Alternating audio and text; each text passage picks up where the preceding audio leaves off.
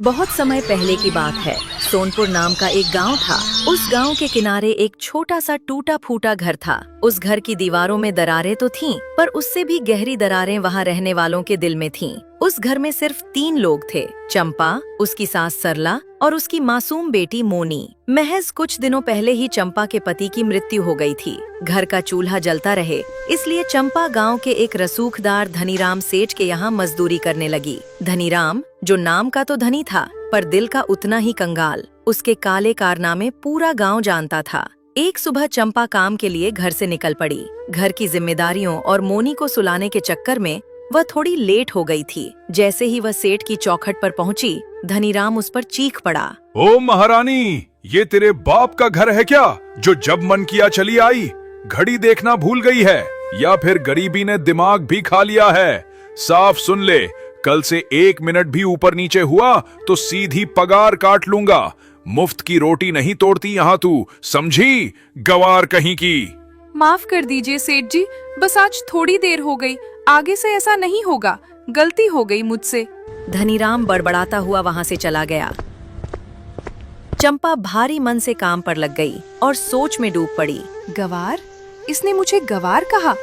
जमींदार, अगर आज मेरी किस्मत का सितारा गर्दिश में न होता ना, तो तुझे दिखाती कि जिस कागज के टुकड़ों को तू पगार कहता है, वैसी डिग्रियां मैंने गोल्ड मेडल के साथ हासिल की हैं। मैं उस यूनिवर्सिटी की टॉपर थी जहां तेरे जैसे लोग कदम रखने से भी डरते हैं। चंपा धीरे धीरे शाम होते होते घर का पूरा काम खत्म कर घर जाती है।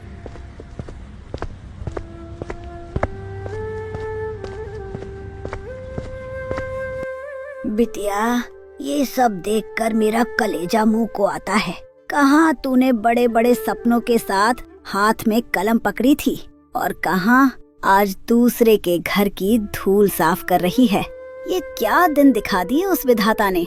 मुझे माफ कर दे बहू, मैं इस उम्र में भी लाचार हूँ। तुझे वो सुख और सम्मान नहीं दे पाई जिसकी तू हकदार थी।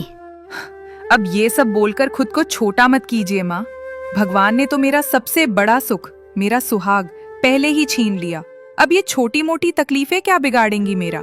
ये झाड़ू पोछा मेरी लाचारी नहीं, मेरी बेटी के भविष्य की नींव है माँ। बस आप हिम्मत मत हारिए। चंपा ने लंबी सांस ली और अपनी सोती हुई बेटी मोनी को देखी और बोली, चलो माँ, अब ये सब सोचकर मन भारी मत करो। आज सो जाते हैं, कल छुट्टी है, तो मैंने सोचा है कि बिटिया को कहीं बाहर घुमाने ले जाऊंगी। बहुत दिनों से वो इसी 4 दीवारी में कैद है, थोड़ा उसका मन भी बहल जाएगा। सरला ने जल्दी से पल्लू के छोर में बंधे कुछ मुड़े तुड़े नोट निकाले और चंपा के हाथ पर रख दिए। मेरे पास पेंशन के कुछ थोड़े बहुत पैसे बचे हैं, इन्हें रख ले बिटिया। मना मत करना, ये मेरी मोनी के लिए है। उसे बाहर ले जाना और जो कुछ भी उसे पसंद हो जी भर के खिलाना। उसके चेहरे की मुस्कान ही हमारी असली कमाई है। ठीक है माँ, आपकी बात नहीं टालूंगी। आप भी आराम कीजिए। अगली सुबह सूरज की पहली किरण के साथ ही चंपा अपनी 15 साल की बेटी मोनी को लेकर बाजार की तरफ निकल पड़ी। मोनी के चेहरे पर एक अजीब सी खुशी थी। आखिर बहुत दिनों बाद वो घर से बाहर निकली थी। बाजार के रास्ते में ही एक चमकता दमकता चाइनीज ढाबा था, जहां से मैगी, नूडल्स और चाउमीन की खुशबू हवाओं में तैर रही थी। 15 साल की मासूम मोनी उस खुशबू को सूंघ कर ठहर गई। उसने अपनी माँ का आंचल खींचा और बड़ी उम्मीद से उसकी तरफ देखा। माँ, देखो ना, कितनी अच्छी महक आ रही है। माँ, मुझे मैगी खानी है, प्लीज माँ, दिला दो ना। ठीक है मेरी बच्ची, आज तेरी हर जिद पूरी होगी। चल ढाबे पर चलते हैं। चंपा मोनी को लेकर काउंटर पर पहुंची।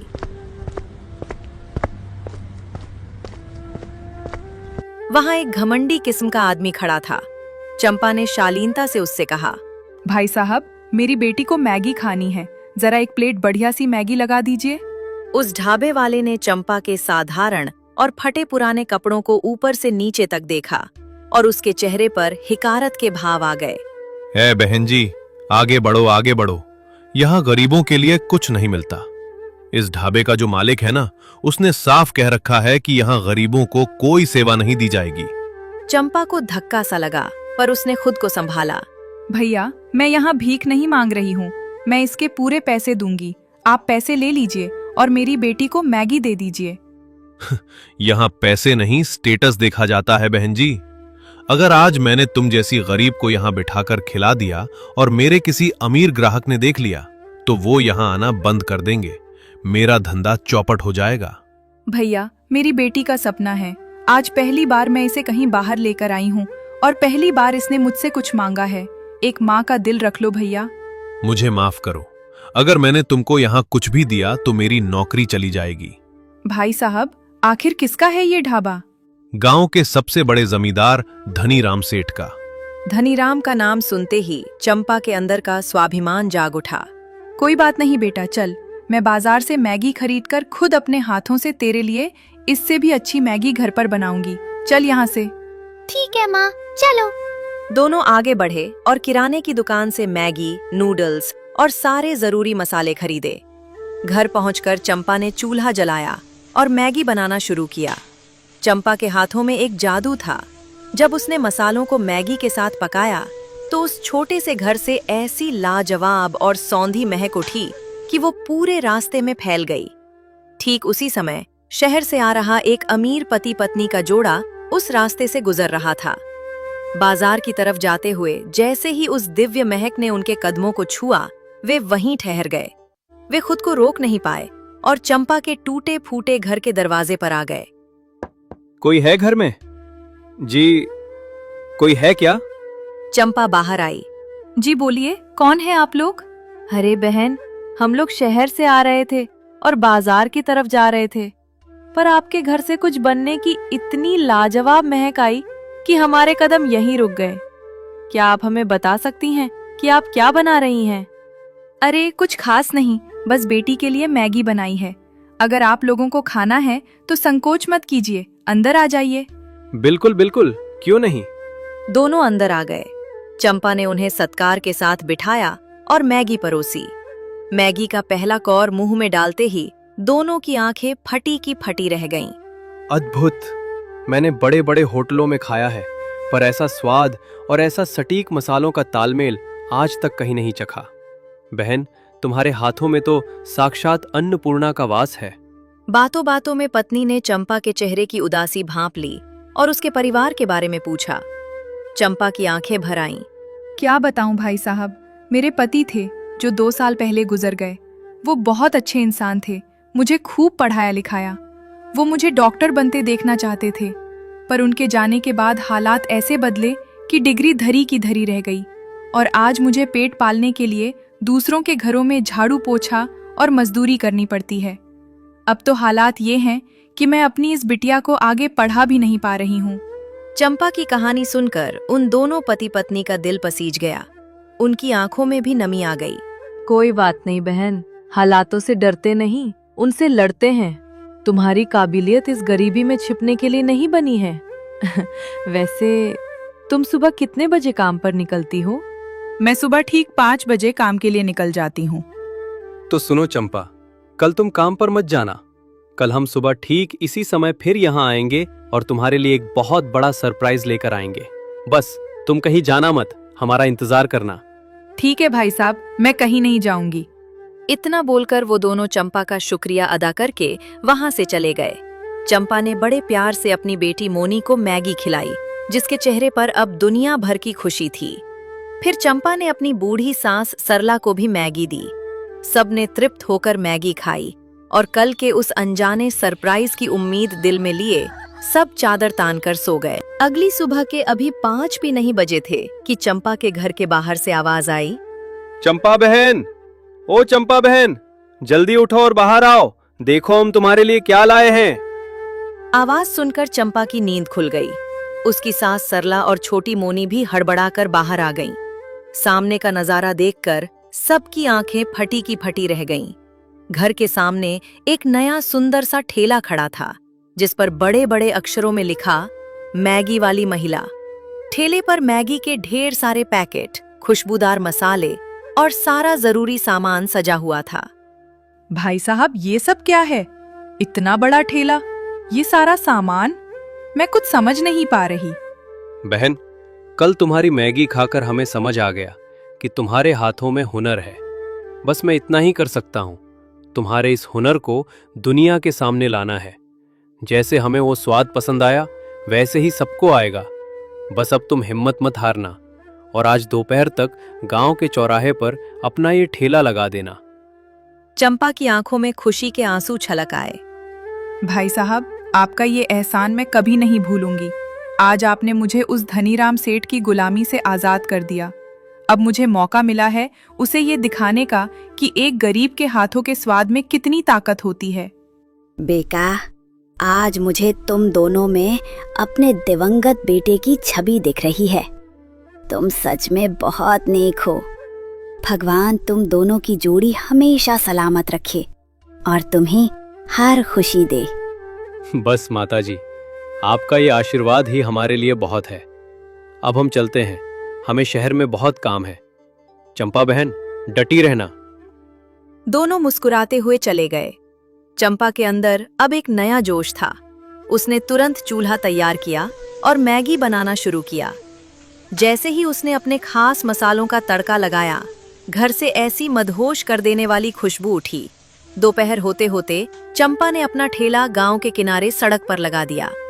अभी ठेला पूरी तरह लगा भी नहीं था कि उसकी महक ने पूरे गांव को अपनी गिरफ्त में ले लिया। गांव के ज्यादातर लोग गरीब थे, जिन्होंने धनीराम के ढाबे पर कभी कदम भी नहीं रखा था, क्योंकि वहां सिर्फ अमीरों और स्टेटस की कद्र थी। खुशबू का पीछा करते हुए कुछ ग्राहक चंपा के पास आए।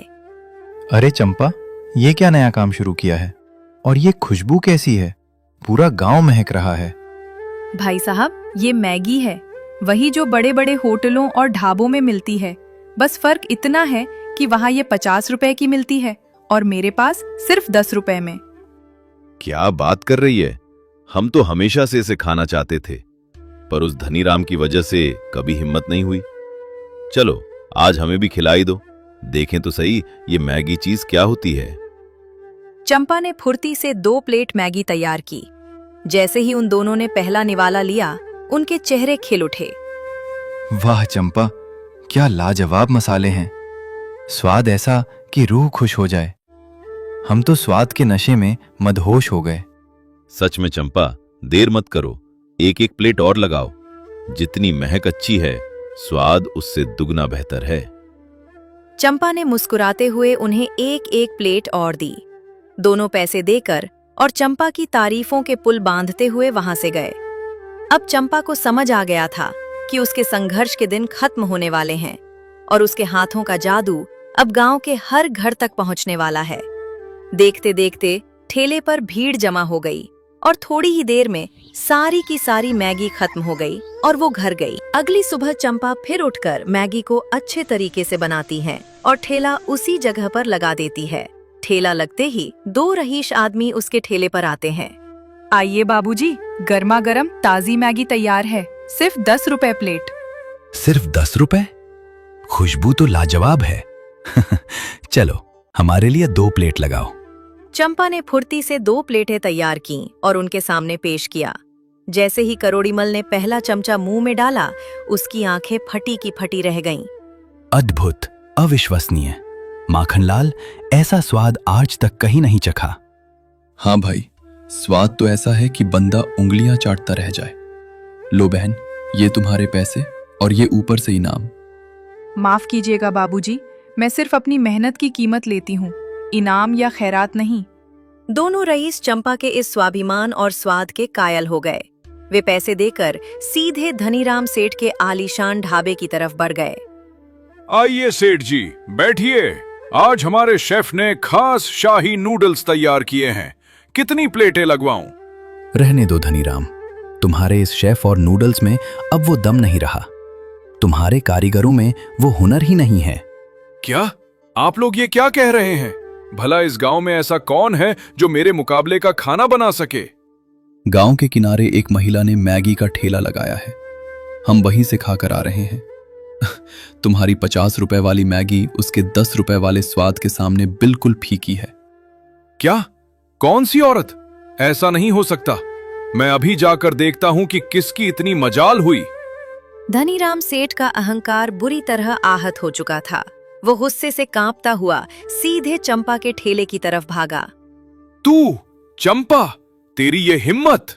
कल तक जो गंवार मेरे घर पर झाड़ू पोछा करती थी वो आज मेरे सामने दुकान खोलेगी। सेठ जी, दुकान छोटी है पर मेरी अपनी है। मेहनत की रोटी कमा रही हूँ। तू यहाँ बस 1-2 दिन की मेहमान है, उसके बाद तेरा ये सब कुछ खत्म कर दूंगा मैं। अभी तो सिर्फ शुरुआत है धनीराम सेठ जी। आप पैसों के घमंड में अंधे हैं, पर हुनर किसी की बपौती नहीं होता। बहुत जबान चलने लगी है तेरी।